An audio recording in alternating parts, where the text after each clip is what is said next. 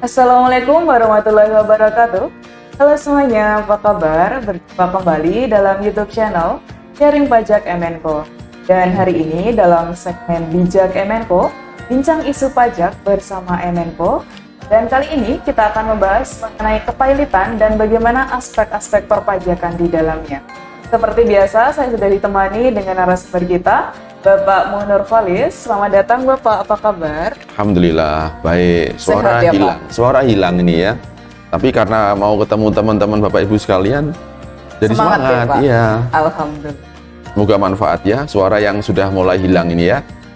Baik Pak, sebelum saya memberikan pertanyaan, saya akan membacakan terlebih dahulu salah satu kasus kepailitan yang pernah terjadi di salah satu perusahaan di Indonesia. Jadi, PT United Coal Indonesia ini dinyatakan pailit melalui putusan pengadilan niaga di Jakarta Pusat pada tahun 2015, Pak. Ya. Nah, ternyata PT UCI ini masih memiliki utang pajak dan penagihannya itu dibebankan secara pribadi kepada mantan pengurus, yaitu direksi, dengan jumlah tagihan sebesar 193,6 miliar. Kemudian direksi tersebut merasa keberatan hingga akhirnya mengajukan uji material kepada Mahkamah Konstitusi mengenai Undang-Undang KUP, yaitu pasal 2 ayat 6 dan pasal 32 ayat 2. Dan mereka beranggapan bahwa perusahaan tersebut sudah dinyatakan pailit sehingga harusnya NPWP ini dihapuskan, Pak. Yang pertama yang ingin saya tanyakan kepada Pak Nur, apa nih Pak bedanya kepailitan dengan bangkrut nih Pak? Ya, baik. Ya, saya agak kaget juga ya. Direksi mendapat pengalihan resiko tunggakan pajak ya. 193 miliar ya. Itu gaji direksi berapa itu? Tidak sampai ya Pak? Tidak sepertinya. sampai ya, Masya Allah ya, luar biasa ya. Ini resiko yang harus ditanggung ya, siap-siap oleh para direksi. Ini siap-siap nih para direktur nih, karena Bapak Ibu yang jadi direksi akan memiliki satu resiko ketika membawa perusahaan dengan cara yang tidak benar secara aturan pajak. Ini resikonya adalah ketika ada pajak yang kurang dibayar, perusahaan nggak punya dana misalnya, itu bisa beralih ternyata. Ini contoh kasusnya ya. Nah, tadi pertanyaannya adalah pailit dan bangkrut. Ya, pailit dan bangkrut. Jadi istilah yang ada di hukum itu kan yang setahu saya adalah yang pailit saja ya. Kalau bangkrut itu kan istilah awam ya, istilah komunikasi, istilah pasar saja ya. Jadi yang dikenal dalam dunia hukum di perpajakan itu tidak ada kata-kata bangkrut tetapi pailit. Karena pailit ini kan harus ditetapkan oleh pengadilan. Suatu perusahaan dikatakan pailit harus ada putusan pengadilannya. Nah, untuk bisa mendapatkan putusan pengadilan itu kan ada persyaratannya ya. Jadi minimal harus diadukan oleh dua kreditur ya. Minimal dua kreditur mengadukan ke pengadilan. Dia punya piutang nggak bisa dibayar, maka dia mengadu ke pengadilan supaya pengadilan nanti memutuskan bahwa aset-aset apa yang masih dimiliki oleh perusahaan diserahkan ke kurator, lalu dilelang dan dibagi kepada para kreditur ya. Itu syarat yang pertama. Yang kedua apa itu? Memang betul faktanya ada utang ya. Iya. Nah, jadi pengadilan bisa memutuskan bahwa ini betul ada utang, membuktikan ada piutang, ini harus dipenuhi. Ada tuntutan, ada betul-betul ada piutang. Maka itu nanti si perusahaan itu bisa ditetapkan sebagai perusahaan yang pailit, bukan bangkrut. Jadi pengadilan tidak menetapkan kebangkrutan sebuah usaha ya. Bangkrut itu ya sudah, nggak beroperasi gitu aja kan, asetnya habis selesai. Kalau nggak ada yang nuntut ya sudah. Kalau ada yang nuntut baru masuk pengadilan, namanya nanti pailit, dan itu perlu penetapan dari pengadilan. Jadi istilahnya bukan bangkrut ya. Saya pun bisa bangkrut nih. Kalau kantong saya habis, saya bangkrut juga ini ya. Tapi saya nggak pailit. Kalau suara saya pailit nih ya. Baik, Oke jadi ya, baik. kalau kepailitan ini nanti ditetapkan oleh pengadilan.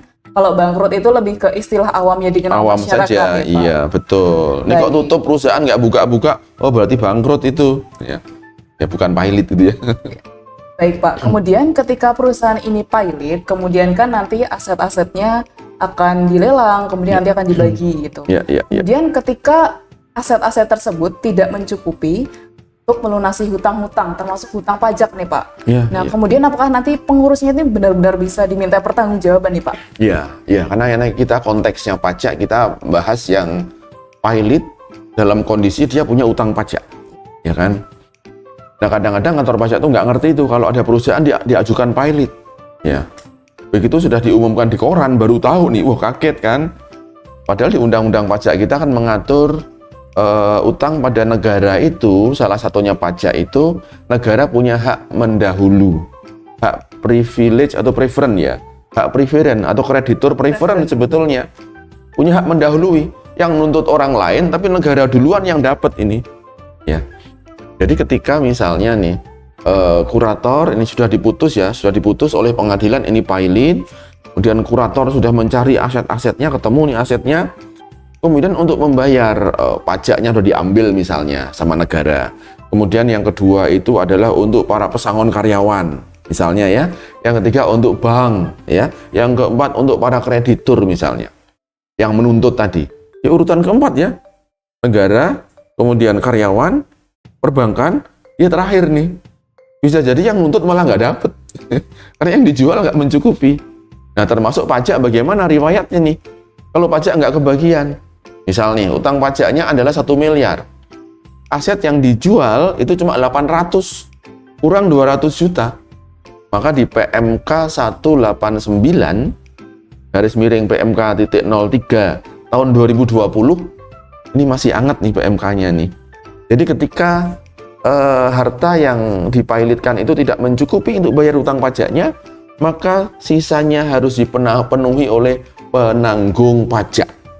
Penanggung pajak nih. Nah, siapa penanggung pajak itu?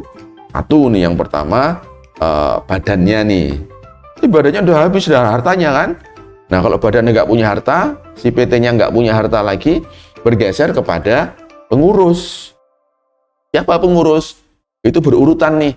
Yang pertama direksi, direktur utamanya dulu, lalu direktur yang mengurusi keuangan, ya. Kalau direktur marketing mungkin tidak terlalu ini ya, tapi yang keuangan ini yang jadi bertanggung jawab. Lalu kemudian komisaris, itu urutan ketiga, ya. Setelah komisaris mungkin ada juga orang yang punya kewenangan. Dia nggak masuk pengurus dalam akte, tapi dia punya kewenangan.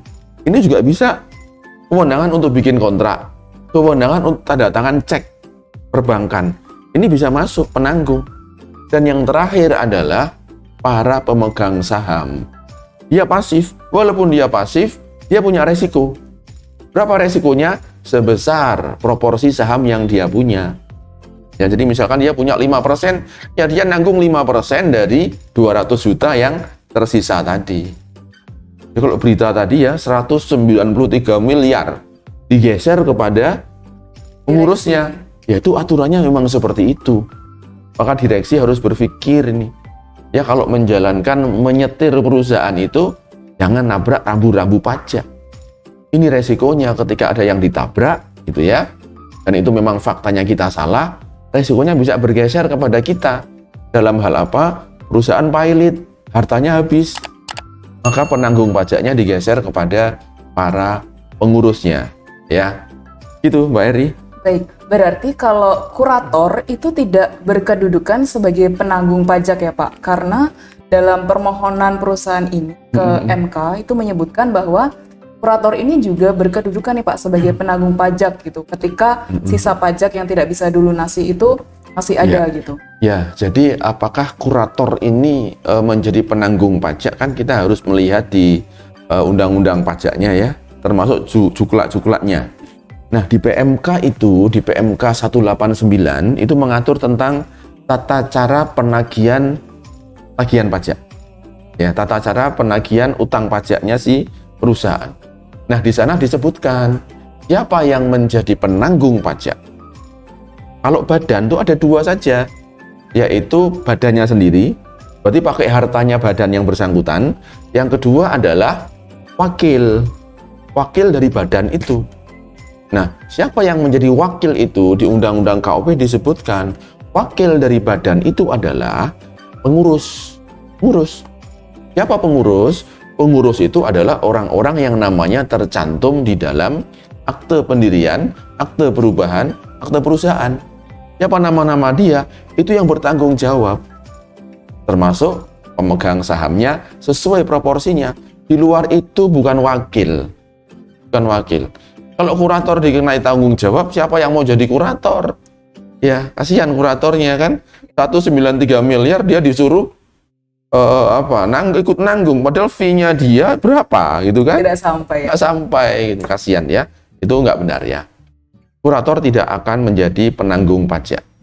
Tapi kalau kantor pajak memberikan surat penagihan pajaknya, dia harus melalui kurator. Karena dia yang megang aset, dia yang membagi asetnya nanti. Ya, surat paksa, surat penyitaan, surat pemblokiran, itu diserahkannya kepada kurator, bukan kepada direksi lagi. Itu. Karena hakim sudah mengamanahkan. Baik Pak, kemudian selanjutnya, kalau kepailitan itu kan bisa diajukan oleh badan itu sendiri dan bisa juga diajukan oleh para kreditur gitu. Apakah ketika kepailitan itu diajukan oleh badan sendiri, misal dia dapat tagihan pajak 1 miliar, kemudian dia ingin mengajukan kepailitan terhadap badan itu sendiri, itu ada manfaatnya tidak nih Pak? Bisa digunakan celah-celah gitu? Ya, kalau dia mempailitkan diri sendiri, katakan nanti pengadilan mengabulkannya, kamu pailit, ya.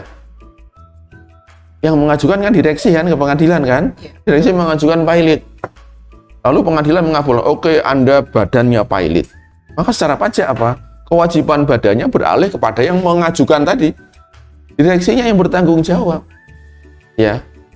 Jadi utang-utang pajaknya nanti akan dialihkan kepada penanggung pajak. Siapa penanggung pajaknya itu? Salah satunya Pak Direksi tadi yang mengajukan pailit ke pengadilan. Ya, jadi itu percuma Pak Direksi ya. Jadi nanti Anda sendiri yang nanti akan kena masalah. Dari kewajiban badan bergeser kepada kewajiban pengurus secara pribadi. Tanggung renteng di situ. Sama komisarisnya. Plus pemegang sahamnya. Ya, karena kalau udah ada piutang negara kepada warganya, termasuk kepada badannya, kantor pajak sampai kapanpun itu akan mengejar, ya, bahkan sampai ke para penanggung pajaknya. Itu Mbak Eri ya, jadi nggak ada manfaatnya. Ya.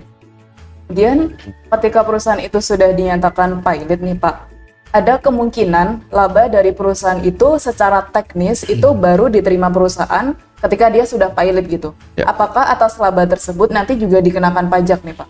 Ya, jadi misalnya nih harta yang sedang dibereskan oleh kurator, ya, karena menunggu lelangan lama tuh, dan aset kan tidak didiamkan saja. Misalkan terus disewakan, sering disewakan, kan? Ada hasilnya kan? Hasil itu kan nanti untuk melunasi yang punya hak-hak tadi, kreditor preferred dan kreditor yang lain-lain, ya. Nah, itu tidak termasuk dalam pengecualian yang tidak dikenai pajaknya. Sehingga tetap karena badannya masih hidup, walaupun pailit, badannya secara pajak masih hidup. Selama belum ada pembubaran PT-nya itu, baru pailit saja, maka secara ada income yang masuk itu harus menjadi objek pajak. Karena di pasal 4 ayat 3 Undang-Undang PPH, ya, tentang penghasilan yang tidak termasuk objek pajak, ini nggak dikecualikan. Kalau nggak dikecualikan artinya apa?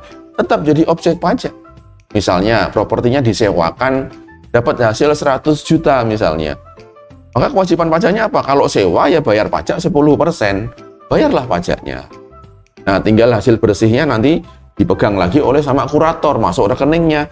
Ini nanti dibagikan kepada para pihak yang berhak di situ. Itu Mbak Eri. Ya. Baik Pak, ini pertanyaan terakhir nih Pak. Terakhir ya, mudah-mudahan terakhir benar ya. Ya, ini terkait dengan NPWP nih Pak. NPWP ya. Jadi dalam permohonan PT UCI ini, dia menyebutkan bahwa kepemilikan NPWP dari PT UCI ini belum dihapuskan. Ya. Padahal dia sudah dinyatakan pailit. Ya. Kemudian belum dihapuskannya NPWP tersebutlah yang menimbulkan tagihan pajak. Nah, apakah hal tersebut benar? Dan kemudian kapan nih Pak NPWP dari PT UCI ini bisa dihapuskan? Ya, baik. Ya, jadi perusahaan itu kan ada waktu lahirnya, ada waktu meninggalnya gitu ya. Waktu lahir harus tercatat, waktu wafatnya kan tercatat. Sama dengan manusia juga. Lahir ada akte kelahiran, mati ada akte kematian, ya. Nah, di badan pun juga sama. PT lahir ada akte pendirian, PT wafat ada akte bubar. Akte bubar ini menunjukkan PT wafat. Ketika PT wafat, maka kewajiban pajak juga ikut wafat. Nggak ada kewajiban pajak lagi. Berarti selama belum ada akte wafat ini, akte bubarnya PT ini, maka NBP dianggap masih hidup di situ. Sehingga kewajiban-kewajiban pajaknya masih ada. Setelah pilot diselesaikan, kemudian ternyata NBP-nya masih hidup. Ya kewajiban masih ada untuk melaporkan. Tapi atas penghasilannya kalau nggak ada, yang jangan bayar pajak. Nggak ada kewajiban pajak yang kita bayarkan kalau memang tidak ada objeknya. Ya, jadi NBP ini bisa bubar dalam hal apa? Satu, diajukan oleh si wajib pajak. Nah, PT tadi mengajukan apa enggak di situ? Kayaknya nggak mengajukan deh itu. Tidak seperti Nggak itu, Pak. mengajukan, ya pertama. Yang kedua, bubar apa enggak itu? Ada akte bubarnya belum? Belum ada juga. Jadi kantor pajak juga menganggapnya masih hidup di situ. Karena si pemiliknya menganggap saya nggak bubarin, berarti saya belum mati. Kantor pajak nggak bisa maksain, kamu harus mati karena sudah pilot. Ya, jadi mati untuk badan itu tergantung dari akte pembubaran, lalu diajukan oleh si wajib pajaknya. Itu Mbak Eri. Satu lagi nih Pak. Boleh, katanya terakhir tadi ya. Jadi, apakah penghapusan NPWP dari PT UCI ini menunggu utang pajaknya lunas terlebih dahulu? Ya, kalau permohonan bisa kapan saja. Nah, permohonan itu diajukan ketika misalnya sudah pilot lalu dia bubarkan nih. Walaupun utang pajaknya belum lunas. Boleh dia ajukan pembubaran karena aktenya sudah mati di situ. Nah, pembubaran PT itu, pencabutan NBP itu kan ada prosesnya. Maka nanti ada pemeriksaan. Kalau badan itu 12 bulan. Nah, dalam proses itu akan dilihat itu masih ada utang-utang pajak nggak? Kalau masih ada utang pajaknya, dibayar dulu. Tidak Ya, bisa dihapus. sama dengan manusia ketika dia meninggal, kan diumumkan toh bagi siapa orang-orang yang punya urusan utang piutang dengan mayit ini, tolong bilang ke keluarga. Ya, badan juga sama.